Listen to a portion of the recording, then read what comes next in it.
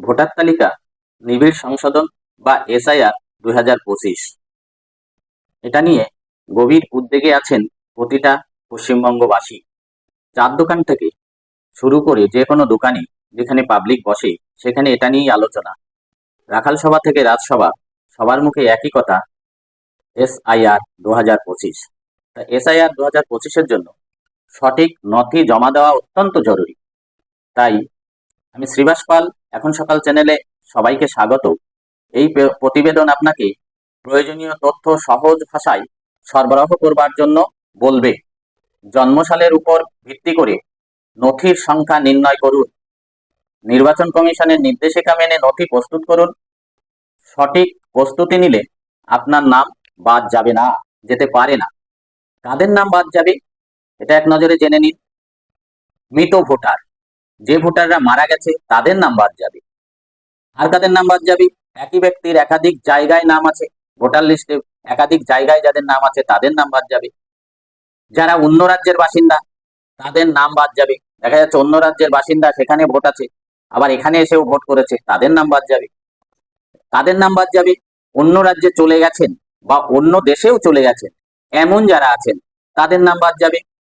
তাই আমি বলবো সঠিক নথি জমা দিতে পারেনি এমন লোকের নামও বাদ যাবে। আর যারা সঠিক নথি জমা দিতে পারেনি তাদের নামও বাদ যাবে। তাহলে এই সঠিক নথি আপনাকে জোগাড় করে রাখতে হবে।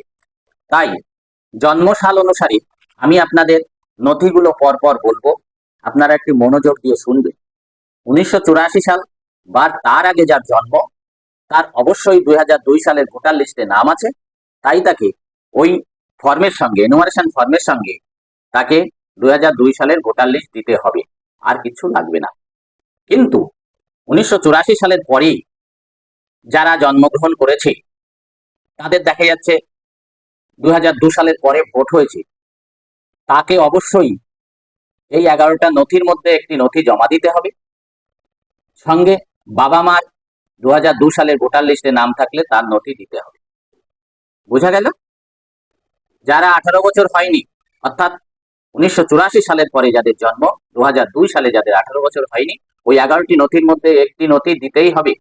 আর 2002 সালের ভোটার লিস্টে বাবা মার নাম যদি থাকে সেই পাতাটা দিতে হবে। যদি বাবা মার নাম না থেকে থাকে তাহলে অবশ্যই বাবা মার ওই 11টা নথির মধ্যে যে কোনো একটি নথি জমা করতে হবে।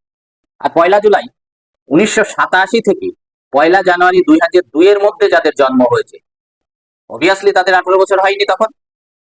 তাই নিজের জন্য ওই 11টি নথি থেকে একটি নথি জমা দিতে হবে। বাবা অথবা মায়ের যদি 2002 সালের ভোটার লিস্টে নাম থাকে তাহলে 2002 সালের ভোটার লিস্টের একটা কপি দিতে হবে।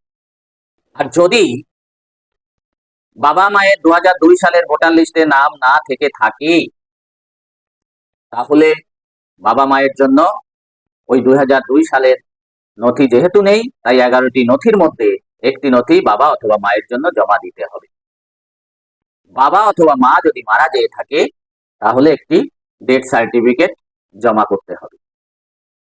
বোঝা গেল? এটা হলো 1 জুলাই 1987 থেকে 1 জানুয়ারি 2002 সালের মধ্যে যাদের জন্ম তাদের ক্ষেত্রে।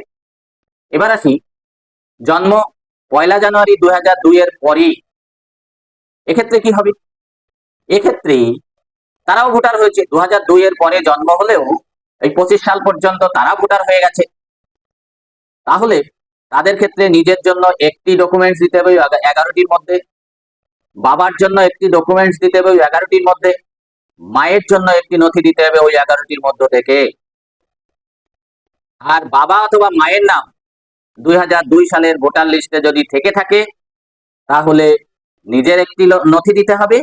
আর 2002 সালের ভোটার লিস্টে বাবা মায়ের নাম যেখানে আছে সেই পাতাটা আপনাদের জেরক্স করে দিতে হবে। এগুলো সহজ ভাষায় আমি আপনাদের বুঝিয়ে দিলাম। এরকম এই নথিগুলো যদি আপনার সঠিকভাবে জমা করেন তাহলে আপনার নাম বাদ যাওয়ার কোনো সম্ভাবনা নেই। আপনি নিশ্চিত থাকুন আপনার নাম বাদ যাবে না।